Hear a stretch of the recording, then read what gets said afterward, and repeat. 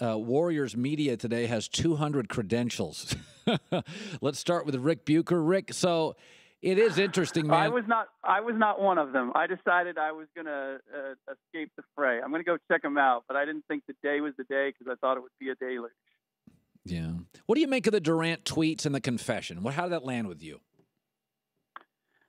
You know what? The comparisons of Kevin Durant and LeBron James are becoming eerie as far as you go away and get what you want, and yet you still don't feel complete because you left something behind.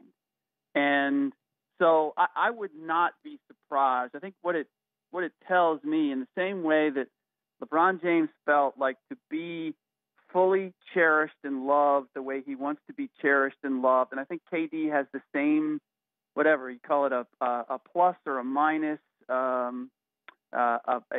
flaw or a character asset, that he wants everybody to love him. And he knows that in Oklahoma City, that's not the feeling. Right. And so it goes down the line.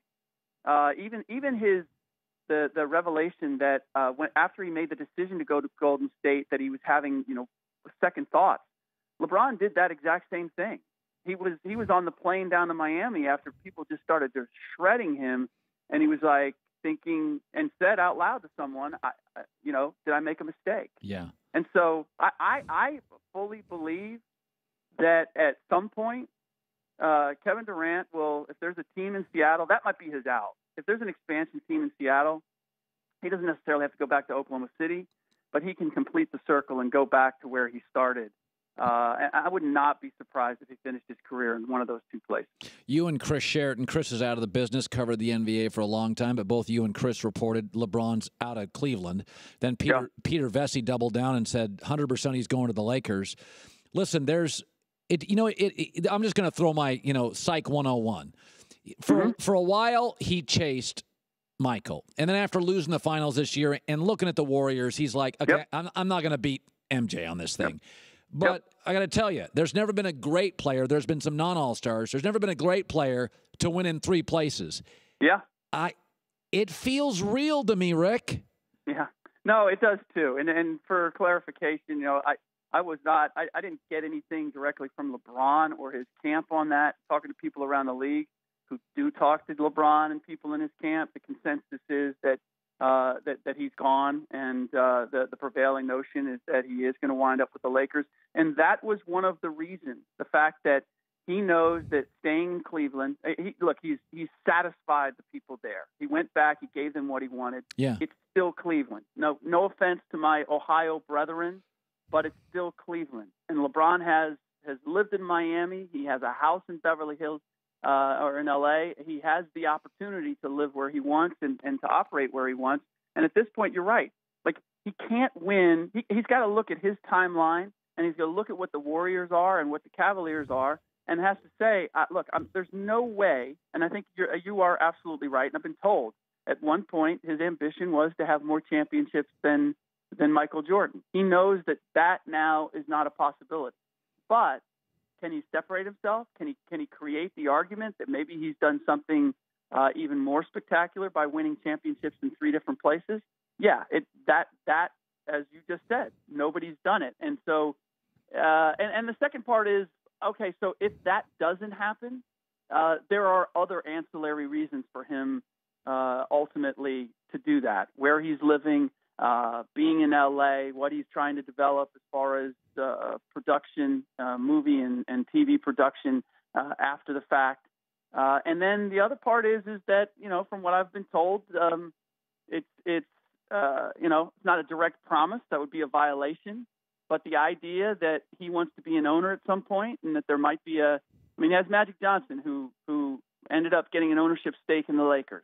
Really easy for Magic to say, hey, you know what?